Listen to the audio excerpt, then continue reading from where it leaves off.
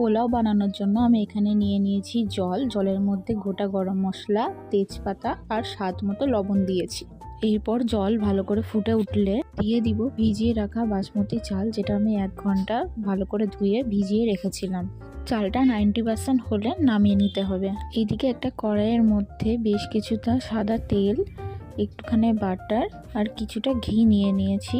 তোমরা চাইলে শুধু ঘি বা তেল দিয়েও রান্নাটা করতে পারো। বাটারটা গলে গেলে গ্যাসের ফ্লেমটা লো রেখে কাজু কিশমিশটা ভালো করে ভেজে নিতে হবে লাল লাল করে। এরপর দিয়ে দিব সেদ্ধ করে রাখা রাইসটা অল্প অল্প করে। দেব স্বাদ মতো চিনি, 1 চামচ মতো রোজ ওয়াটার দিয়ে দিব আর কিছুটা গুঁড়ো আমল দুধ। কামধনু রং দুধের মধ্যে গুলে নিয়ে একটু একটু করে রাইসের মধ্যে দিয়ে নেব। দেন ভালো করে মিশিয়ে নিলে রেডি আমাদের পোলাও।